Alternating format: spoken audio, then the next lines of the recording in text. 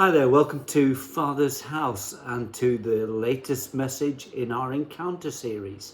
And this message is called It's in the Waiting. And it's called that because we're looking at two characters who had waited a long time for a promise of God.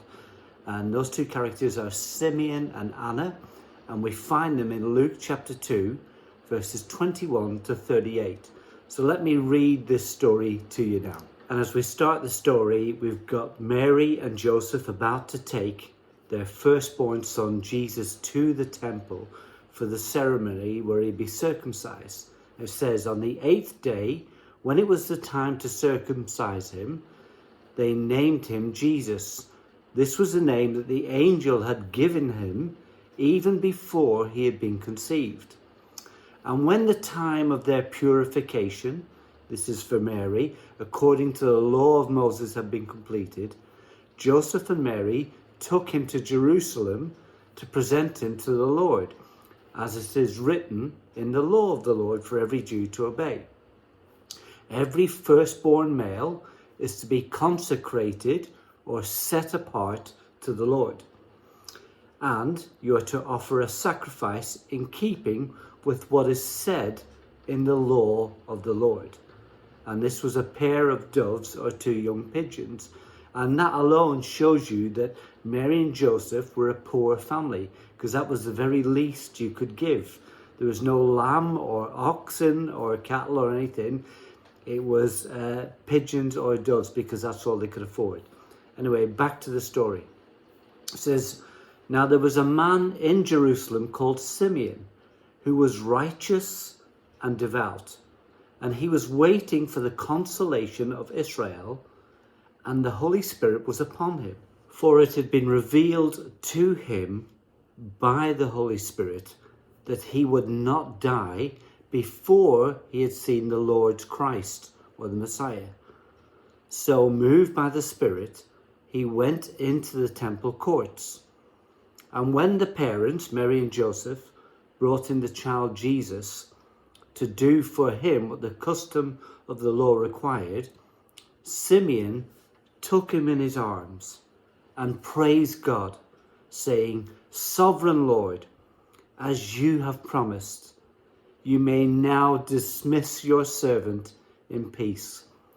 For my eyes have seen your salvation, which you have prepared in the sight of all people, a light for revelation to the Gentiles, and for glory to your people Israel. The child's father and mother marveled at what was being said about their son Jesus. Then Simeon blessed them and said to Mary, his mother, this child is destined to cause the falling and rising of many in Israel, and to be a sign that will be spoken against, so that the thoughts of many hearts will be revealed, and a sword will pierce your own soul too. Now there was also a prophetess, whose name was Anna. She was the daughter of Phanuel of the tribe of Asher, and she was very old. She had lived with her husband 7 years after her marriage, and then she was a widow until she was 84. She never left the temple, but worshipped night and day, fasting and praying. And coming up to Mary and Joseph at that very moment, she gave thanks to God and spoke about the child to all who were looking forward to the redemption of Jerusalem. In this encounter story, we see two people with amazing faith called Simeon and Anna. And Simeon is described by Luke in his gospel as being righteous and devout, whilst Anna was recorded as being committed to worshipping, fasting, and praying every day at the temple. Don't know about you, but that makes me think about what people might say about me. I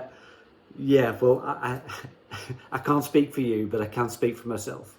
And I'm pretty certain that if Luke, Dr. Luke, was describing me and my life, then I wouldn't be receiving anywhere near the same kind of praise or accolades that he gives to Simeon and Anna. So what is it that makes these two ordinary people with an extraordinary level of faith different from us, from you and I? Well, let's look at that. And I believe it can be summed up in one word. And that word is faithfulness. I think if I was to ask most Christians or a bunch of Christians, I think that most of them, most Christians or believers, would claim to be faithful. But is that true? I don't think it is. And the reason why I say that is I think that we confuse being faithful or faithfulness with faith. And it's not quite the same. But don't just take my word for it. What does the Bible say? Well, let's have a look at Proverbs chapter 20, verse 6. So reading first from the NIV, it says this: "Many a man claims to have unfailing love, but a faithful man who can find?" And from the New King James Version, it says this: "Most men or women will proclaim their own goodness. How good, how great am I? But who can find a faithful man?" Let me try and put this another way. Faithfulness, or being truly faithful, is actually quite rare. That's what this is saying. It's quite rare. Who can find a faithful man? In other words, it's quite rare. That's what it's saying. And if you were to do a quick search of the Bible and the thousands of people and characters in it, you would find this to be true, because apart from God, stroke Jesus, there's only a handful of people in the Bible who are described as faithful. So what is faithfulness? What does it mean to be truly faithful? Well, the dictionary definition of the word faithful says this. It says to remain loyal and steadfast in affection or allegiance. It goes on to say it's about keeping promises, not breaking them, keeping promises. It's about observing duty. That means obedience, being constantly obedient, not just when we feel like it. Conscientious. What does that mean? It means turning up even when you don't feel like it. That's what conscientious means. All these are qualities of faithfulness. And I believe that you can see these qualities evident in Simeon and Anna, whose faithfulness was based on their hope in the Messiah, Jesus. It wasn't a random faithfulness. Their faithfulness was to God himself, and it was based on their hope in God and the coming Messiah. And it lasted them through thick and thin throughout the years of their lives. Let's look at this a bit further, because Luke tells us in verse 25 of this passage that Simeon was waiting for the consolation of Israel, which means basically that he was waiting for the Messiah to come and bring salvation to the people of God. So what made Simeon different from the likes of us? A couple of things. Number one, he didn't give up on the promise that he had received, that he would see the Messiah. Even though at times it must have seemed like it was never going to happen. I mean, he was going there to the temple for years and years and years and years. So there must have been times when he must have felt like, is this ever going to happen? But he waited patiently because of his hope through all of his life to see the coming Messiah. He didn't give up and he didn't give in. But there were many others in Israel, including the religious leaders and the Pharisees, who were also waiting on the Messiah and waiting a long time. So what made Simeon different? And this is the second reason.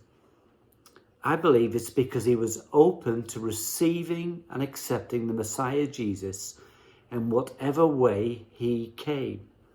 You see, the majority of the religious people, religious leaders and the Pharisees, and many of the Jewish people would not accept Jesus as their Messiah when he came.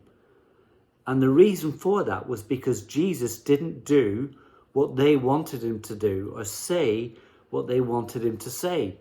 They were expecting him to come in a certain way and behave in a certain way. And when he didn't do that, they were like, well, you can't be the Messiah. So they rejected him because the Jesus that appeared to them wasn't the kind of Jesus they were looking for or believed in. And that raises a question. What kind of Jesus do you believe in? Have you made, like them, one in your own image who fits in with what you like? Or are we open to being challenged by the real Jesus as to what we should be doing? Anyway, let's move on to Anna. What made Anna so different from many of us? Again, two things.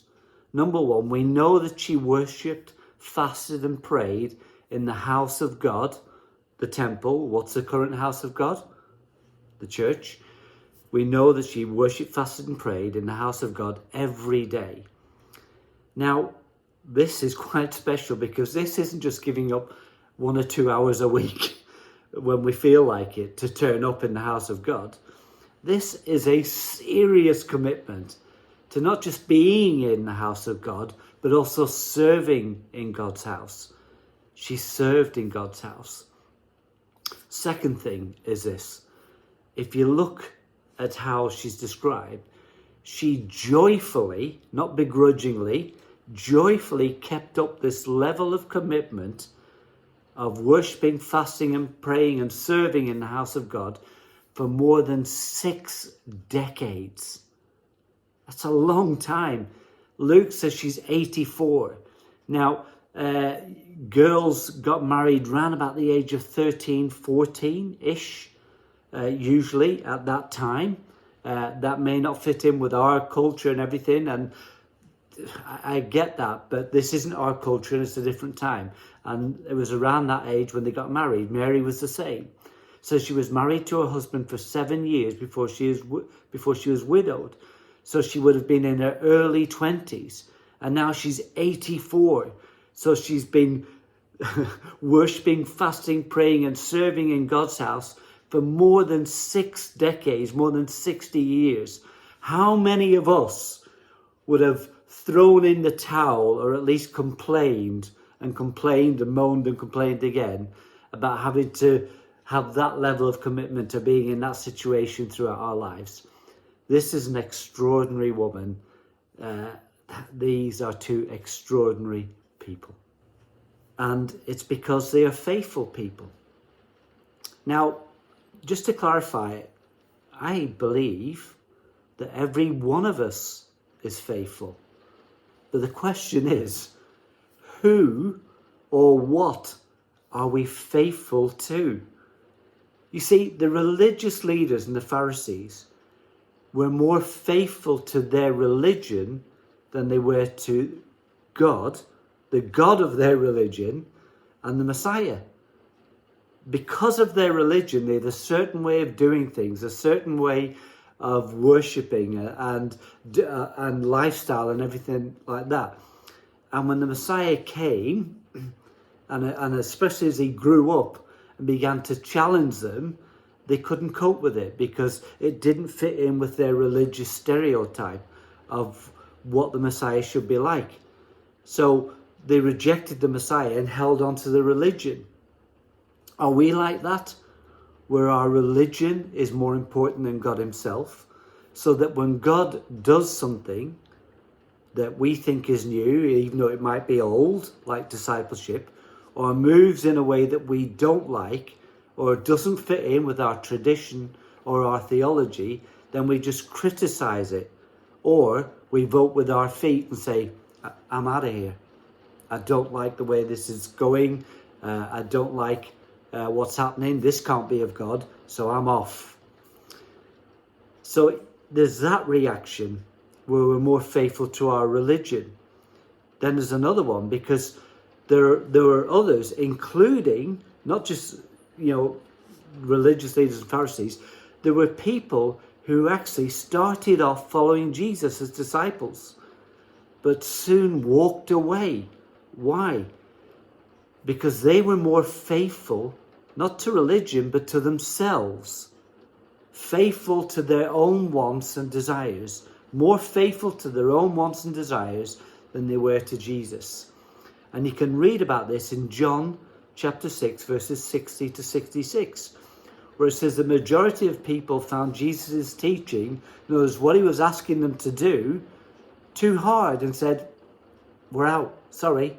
We're okay up to that level, but that level of commitment, don't want anything to do with that, we're leaving. And they left. And at that point, Jesus turns around to the rest of the disciples and says, are you leaving too? And Peter gives his famous answer. So we can all be faithful, but who or what are we faithful to? Are we actually truly faithful to Jesus and his commands? Or are we more faithful to our religion, or more faithful to us and our own wants and desires? And this is a question we have to ask, because are we like that second group of people? Are we prepared to follow Jesus no matter what the cost? Or are we just prepared to follow him as long as it doesn't inconvenience us or ask us to do something we don't want to do?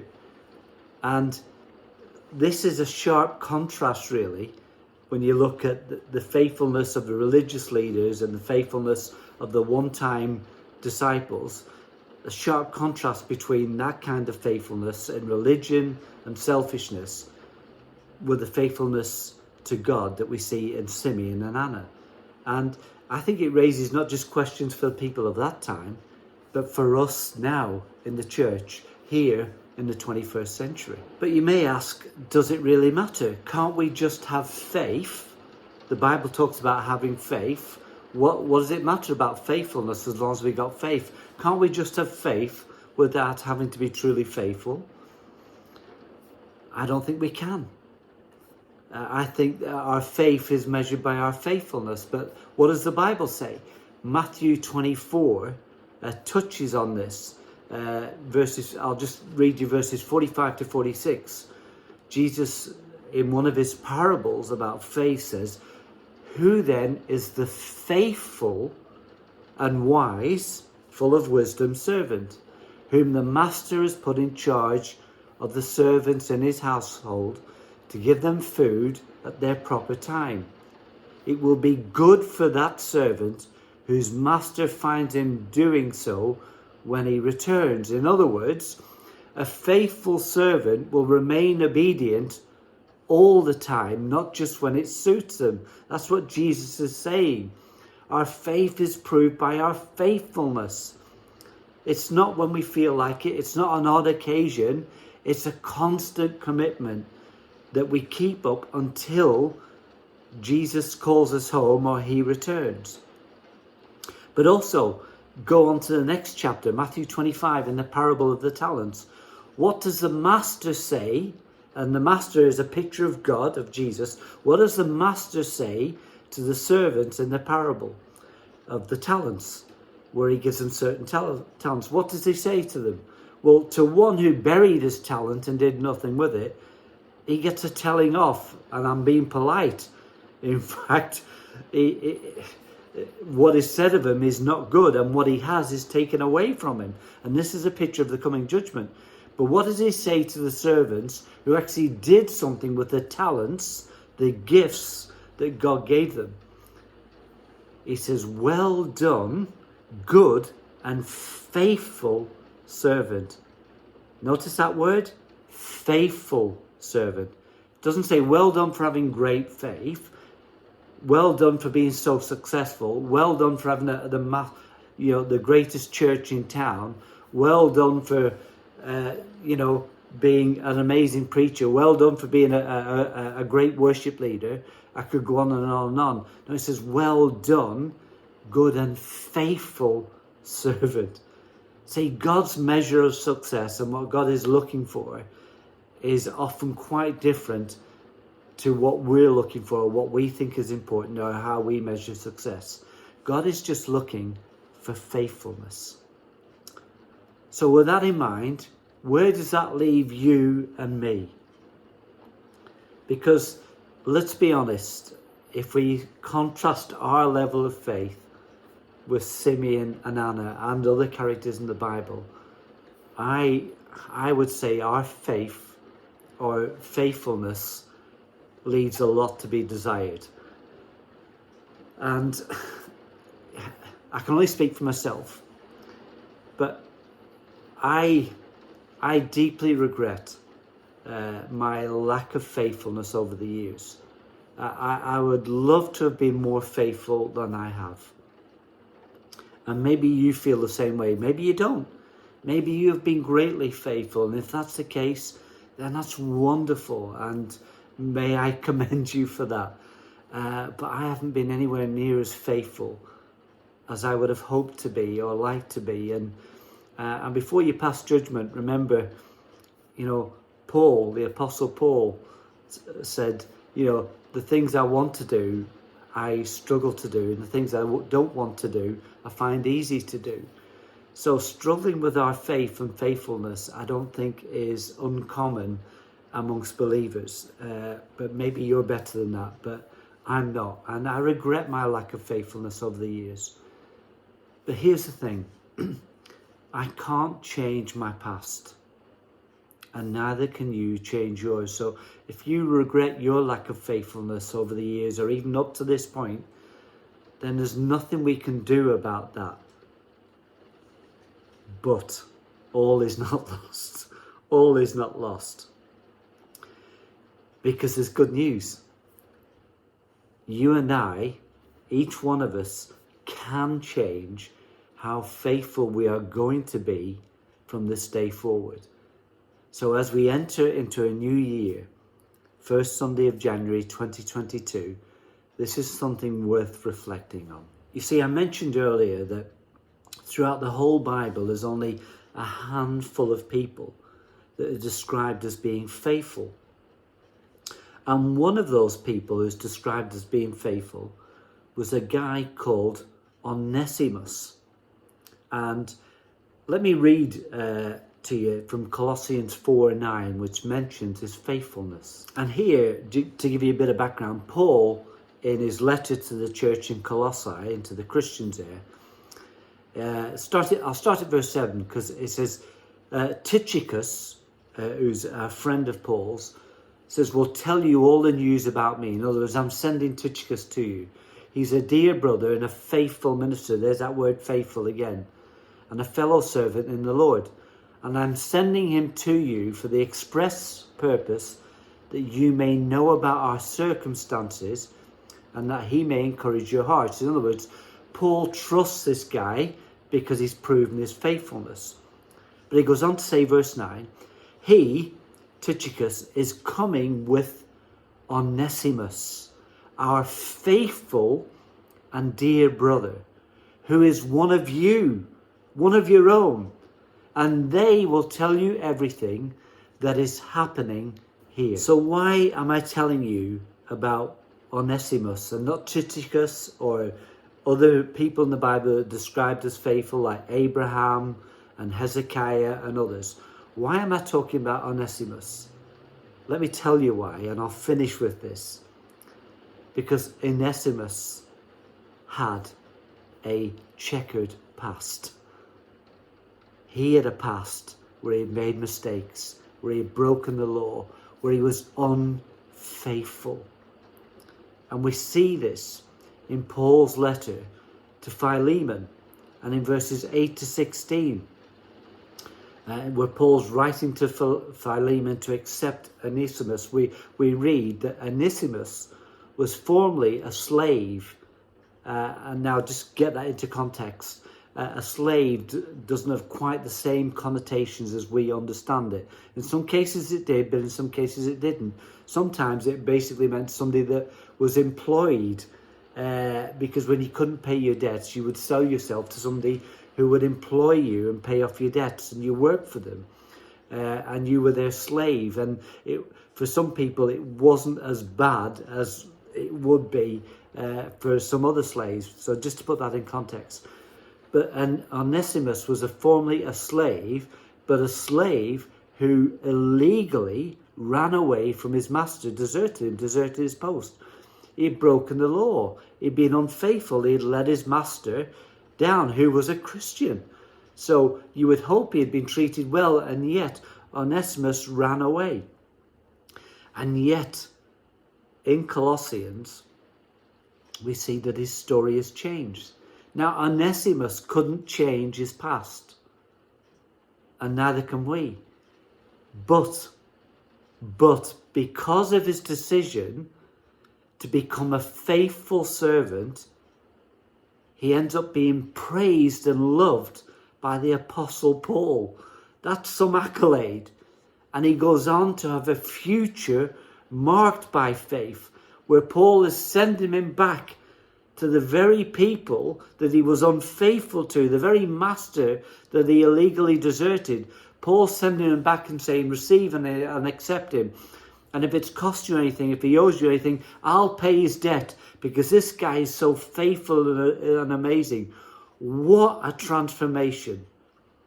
And the good news here is you and I can have that same future.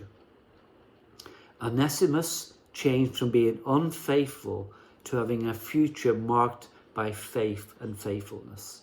And you and I can do the same. We can't change our unfaithful past. But what we can do in this new year is commit to being faithful from this day forward. And in doing so, change our future.